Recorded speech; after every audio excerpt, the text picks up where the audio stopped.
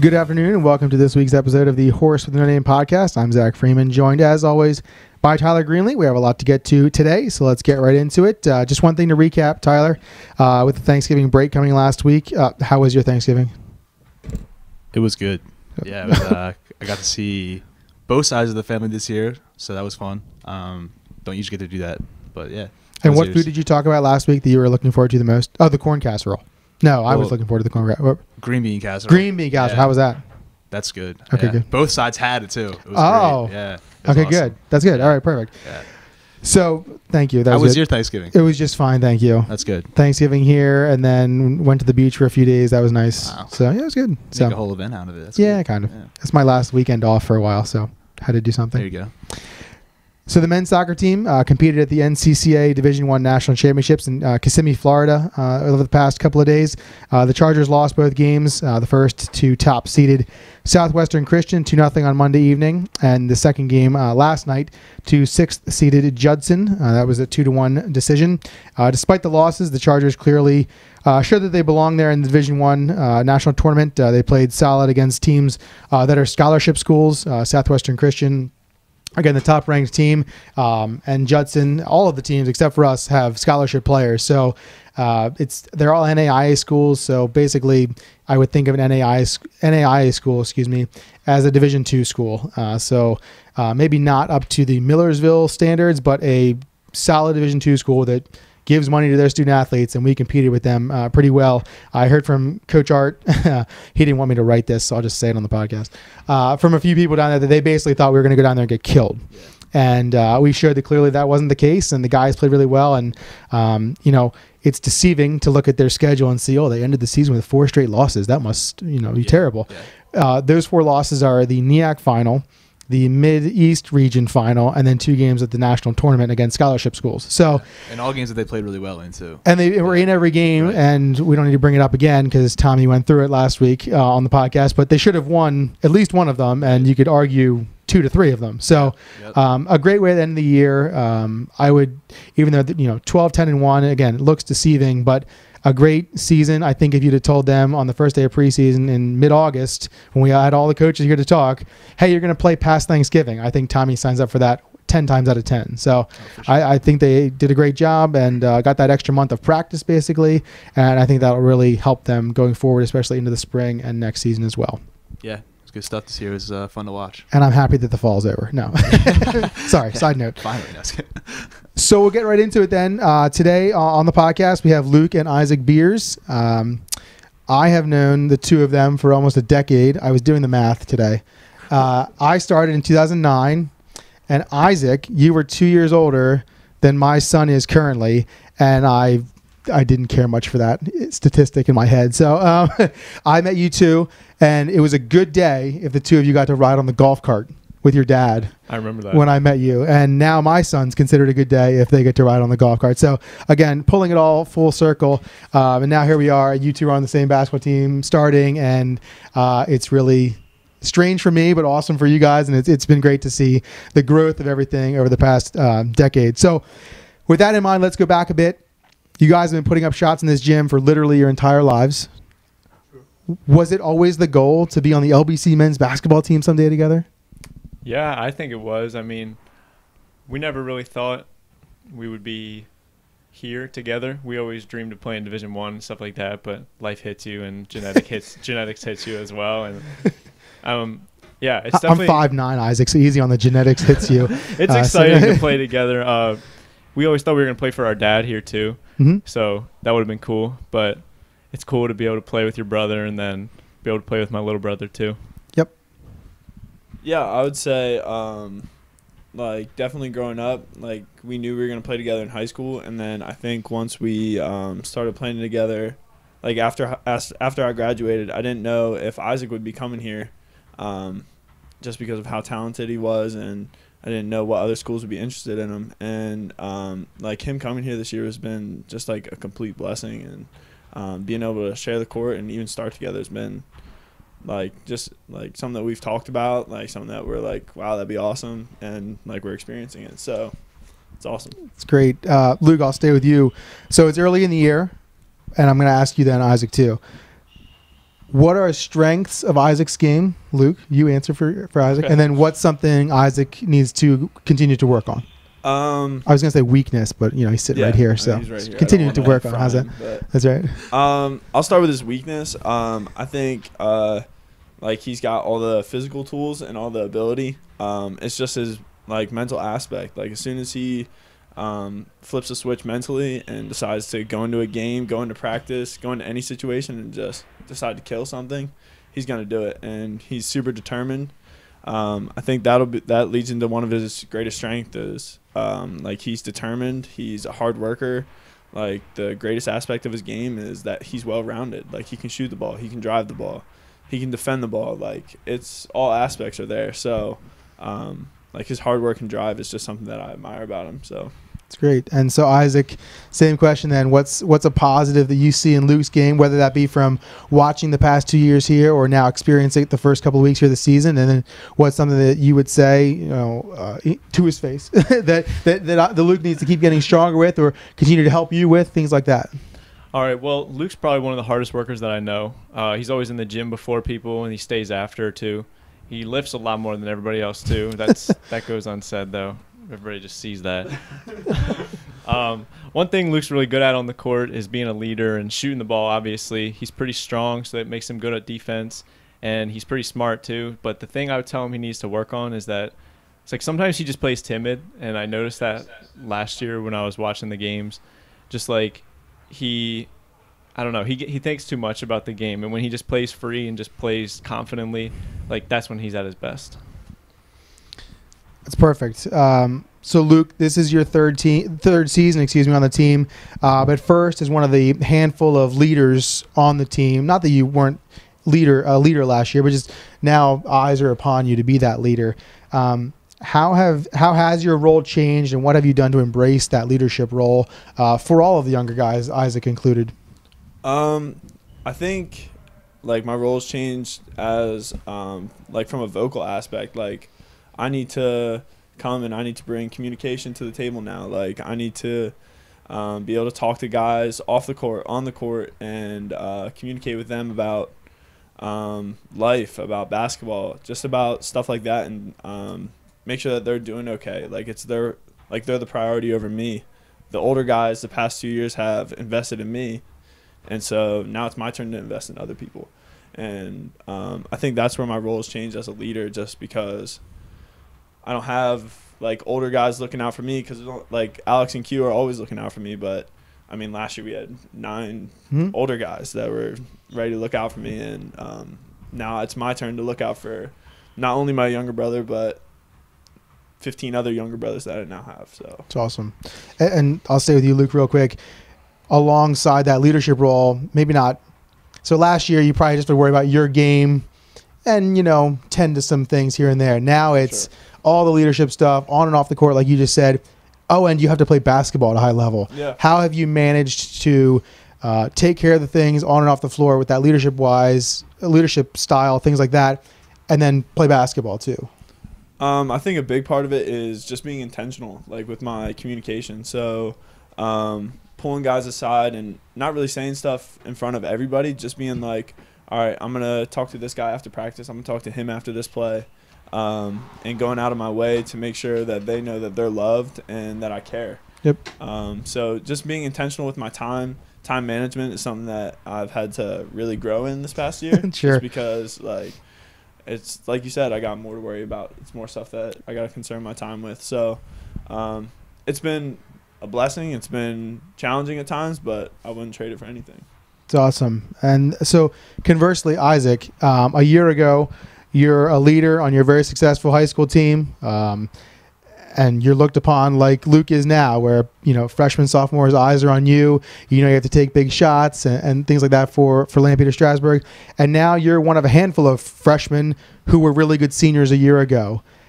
How have you prepared yourself to jump to the college game, and who have you leaned on to make that transition? Just adjusting to the college game. I feel like Coach always tells us we have no freshmen on our team. We have a bunch of brothers that play together and work together. And so when Jalen tells – he just left actually, but Jalen always tells me, like, just play like you're not a freshman. And that's what – just play with like a chip on your shoulder. And I feel like that's what I've been trying to do. Just put like my ego aside and my pride aside, because like in high school, I could have been the man on the team, but now in college, it's like we're doing what's best for the team and we're doing what we want to do for the team to win. So I just feel like when we lean on each other, when everybody leans on each other, I've leaned on Luke a ton this year, and he's helped me a lot. But when we just lean on each other and we use each other and we just look at the interest of the team instead of the interest of the player, like that's when we're at our best, and that's when we win. And so, Isaac, you're the middle brother, and so you got an opportunity last year to be quote unquote Luke to Seth, and now you get to be Isaac with so you're getting the best of both worlds. I guess if you can say that about Seth. Hope he's not listening. No, your mom's gonna not like that. Anyway, how has it differed? Again, I guess I'll just kind of ask a different way that last question a little bit. Just how is it different then from being, the Luke last year to where you're leading all of the guys, especially then your younger brother, and now you're the younger brother. Is that something that you like? Is that something that is a change, or just something it is? I think it is. I just like both of it. Like. Yep. When I was a sophomore in high school playing with Luke, Luke would tell me all this stuff, and I'd be like, "You're crazy! Like, shut up! Stop talking to me." And then I became a senior, and Seth was a sophomore, and I'd be telling him all this stuff, and like, okay, this is what Luke's talking about. Like, and Seth would be saying, "Shut up!" Like, so it's like a cycle like that. But now coming into college and playing with Luke again, I'm starting to realize more what he's saying and like actually take it into account, because he knows, and then I know when I get to his position, I'm gonna be yelling at Seth like that, and Seth's gonna tell me to shut up. But yeah, hopefully he'll learn. So yeah, that's just adjusting. I like both sides of it, just being able to. I was just curious, since you're the one who's going to get, like, Luke will never play with Seth on a collegiate team or the high school team, and so you're the one who gets to have it all. So I was just curious about that. So Tyler, talk a little bit about the dynamic you guys have out on the court. I know, like, with me and my brother, we played a couple years together on a baseball team, and it was just like you kind of have like a different kind of chemistry than you do with your other teammates. Yeah. Could you just talk about the dynamic that you guys have in practice on the court, whatever? Yeah, for sure. I feel like Luke and me, like, we can be harder on each other than we can on our teammates, because at the end of the day, we know it's all love. And like sometimes if someone yells at me or I yell at someone else, like the intentions might not be right, like, or they might not think they will be, but they might actually be. And so I feel like when Luke gets on me, I know he's doing it because he loves me and he wants what's best for me. And so I don't know. I just feel like we connect more. We understand the game the same way just because we've grown up playing it together, and like we know how each other thinks. So if we see each other cutting off a screen or just like going back door or something like that, we understand like, hey, this is what we have to do because we've grown up learning from our dad, and so we have the same views on the game and like ways to handle different situations too. Yeah, I agree with all that. I think one thing that really helped us was like we played for the same AAU coach. We played for our dad. And then like every day in the summer, it's a battle between the three brothers out on the court to see who's better that day. And so, like we know each other's abilities, we know each other's strengths, we know each other's weaknesses, and we know when each other needs picked up. And so I think that level of connection is like it's something that can't be forced. It's something that can't be made artificially, like it's only between brothers. And so that's where like being able to play with Isaac and like again after high school is just, that's what's so amazing about it, is like I love each and every guy on the team, but the connection with Isaac is just completely different. So for sure. So we'll bring it back to this season. 1-3, heading to Berks tonight to start niak play. What have the early season growing pains told you about where the team is and where it can go? I think the growing pains show us like, well, we started off with success and now we're facing a little bit of adversity right now, and so we're gonna overcome that tonight. Like we're excited to get back out there and play again. We've had a great week of practice, and like it just shows me that these young guys, like, I mean, it's like Coach said, we don't have any freshmen. It's just like we just need to grow. And so every day, like these young guys come ready to practice, and like they're ready to work. Like there's no laziness. There's no like complacency. Like everybody's ready to work hard and get better each and every day. And so it shows me that the sky's the limit for this team. Like we can go far. We can hit national tournament, win the niak championship. Like I know we can do all that because each and every guy out there is ready to work hard and sacrifice for one another. So that's what I see. I mean, I don't know. I mean, yeah, it was cool to win our first game against Messiah. It's always nice to beat Messiah. Yep. But I'm glad it went that way. But I think every guy on our team probably wouldn't change the way the rest of our season has gone so far. Just the adversity we faced and the hiccups in the road we've had. We've had some tough practices after games, and I think all of it has benefited us, like, for the positive, like, just to make us better going further. Because, I mean, if we wouldn't have any adversity in the regular season, we're definitely going to have it sometime in the season. And so it's better to get this stuff out of the way in the beginning and, like, learn from mistakes that we make and figure out what our team needs to do better going further in the season. So then when stuff like the NIAC playoffs or even NCAA tournament comes around, like, we're prepared for that and we're ready to go in and do what best we can. I heard there's Tuesday night before Thanksgiving practices can be a little rough after that.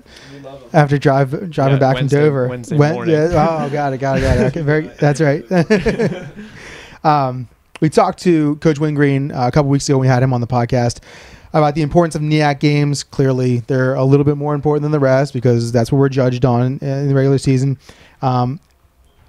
We only have 3 games before Christmas that are conference games, and it can either be a boost or a pain in the neck to have to stare at your NIAC record all throughout Christmas break. 2 years ago, Luke, we was kind of a down early year, and then turned out to be pretty good at the end of the year there. And last year it was, I don't want to say a breeze, because obviously there was adversity here and there, but very rarely did we think, oh, this isn't going very well this year. You know, we kind of breezed through the NIAC last year. What have the players talked about in conjunction with NIAC play? You're one of the few, Luke, who's played a NIAC contest.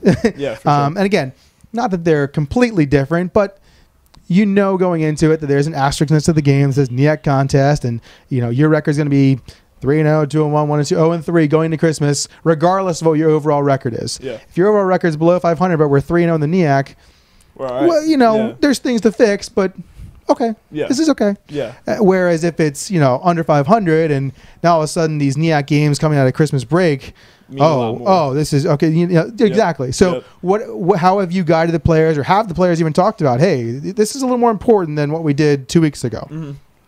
I think Coach brought it up in practice yesterday, and he just said that he's saying tomorrow, but it's today. He's saying that today is like it's the beginning of like the start of what we're getting tracked for. Like we had a like tough out of conference schedule to start the season, and like Isaac said, like I don't think anybody would change that. We're happy for the adversity. We're glad to feel these growing pains because it means that we are growing. So I mean, I think everybody's just ready to see what the NIAC's made of. Like all these young guys are ready to see like who we're going to be facing twice a year. Yep. Who's going to be in our who's going to be contending for a NIAC championship, like that we've talked about. Like winning a NIAC championship was amazing last year, and all the guys, like a lot of the recruits that are now freshmen, were there to witness it. Mm-hmm. And so they all want to be a part of that, and they want to know what the NIAC's like. And so there's a lot of excitement about tonight starting it off. So It's great. And this could be for both of you guys. With such a young team, you guys are clearly leaders on the team. Isaac, I know there's no freshman, but you're a freshman. But you're clearly a leader on the team. I'm not drinking that Kool-Aid. No, I'm just kidding. But you're clearly both leaders on the team. We can talk about the myriad of reasons of why you guys are leaders on the team, whether it's because you've been here forever or, you know, whatever it is. Luke, obviously you're a junior, so you should be a leader on the team. And Isaac, you're a starter and someone who's been around the program forever. You should be a leader. But are you guys liking that pressure? Do you just deal with it? You just manage it? Or what is it about being a leader that you either like or dislike? Or both? I mean, I enjoy it because, I don't know, being a leader is like the right thing to do. It's like good to influence others in the way you act and the way you carry yourself in good times and the bad times too. And so whether it's leading our teammates when we had that awful practice early in the morning or late at night, whatever you want to say, but like whether it's leading them and encouraging them to keep your heads up, lean on each other, keep focusing for the next one, like just leading each other and knowing that when you lead someone, it's impacting them positively. It's just like, it feels rewarding too. because I'm not obviously a leader captain on the team like that, but I feel like I lead on the team in other ways, and it just feels rewarding and beneficial to the team the way I contribute, the way Luke contributes, or like everybody leads in their own way, and I feel like it's rewarding and beneficial for us. I mean, I love it just because like I've seen how leaders have impacted my life and my college career so far, and like I love being able to pour into these guys, like, and like even as a leader, seeing Isaac lead, seeing other freshmen lead, and step up and like call people out, hold each other accountable. Like it's just awesome to watch, and sit back, and like sometimes as a leader, like you don't have to be up in front and center. You just kind of got to sit back and let things unfold. And watching Isaac as a leader and watching Alex and Q and other guys like that hold a leadership role in this team, like kind of take steps in that, and watching them grow as people too has been like it's been something that's been awesome to watch and witness, especially with Isaac because he's my brother. But Sure. I mean, yeah, Sure. so I mean, I love it. Just the pressure is Perfect. even better. That's great. That's awesome. Tyler, do you have anything? Who's the best dancer on your team? Well, that's tough. That's tough. I think Isaac might have it. Honestly, like this dude's wild. It's all the time in the middle of stores. He's just dancing. It's wild. But Nice. I don't know. Who do you think it is? You're allowed to say yourself if you want to. I don't think it's me. Shu's got some moves. Xander has a unique style to his moves, and Q obviously can dance pretty well too. But yeah, Benny's pretty groovy. I'm trying to think. I think it's the fact that he just said groovy. Yeah, I think that's good for me. Right there. You definitely gained some points in my book for saying that word. So. We gotta get Ty on the dance moves. Ty knows how to dance. I feel like that's not true. Yeah. He dances at chapel every day. I see. Swaying is not dancing. Excellent. The old nodding clap. That's right. Tyler, would you like to introduce the top five? Yeah, let's do it. And we'll just run through them pretty quick. I mean, we can have Good. some defense on some of these if you'd like, but that's fine. since there's four of us. Yeah. So I decided, I was thinking last night when Freeman texted me, hey, what's the top five for tomorrow? Well, we have two basketball players coming on, and since all you do is basketball, you don't do anything else. Gee whiz. I made an executive decision to do top five favorite NBA players. So I guess Isaac, you have the microphone. All right, you can my lead it top off. five. Kyrie is by far my favorite player. I think he went to Duke. I'm a Duke fan, so Me he's too. a point I like guard. that. He's got some handles. I mean, when he was on the Cavs and he just fried Curry, that was fun to watch too. My second favorite player is probably Devin Booker. I liked him on Kentucky. I didn't think he was ready for the NBA, but he proved me wrong.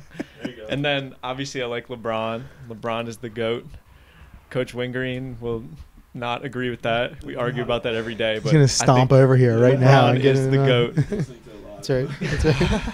Kelly Oubre, I think he's pretty drippy. He's got some swag. We got groovy and drippy right now. What is I going thought on? Jalen left. And then my fifth is probably J.J. Redick, just because he went to Duke and he's a shooter. And, yeah, I can relate to him a lot. Yeah. So keep track of Isaac's vocab words the rest of the Yeah, podcast. I'll have to keep track. Write all these down.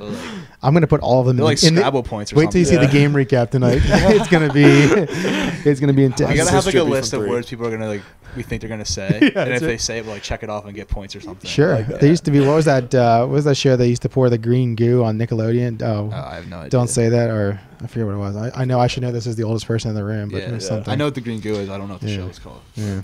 Anyway, go. All right, Luke, top five. All right. So I'm gonna my favorite player is Devin Booker. Mhm. Like just one of the smoothest players. Like for being his size and his ability is just unreal. Too bad his team sucks, but Yeah. I'm a Jimmy Butler fan. I've always been a Jimmy Butler fan from when he was at Chicago, and now I'm even more of a Jimmy Butler fan now that he's in Philly.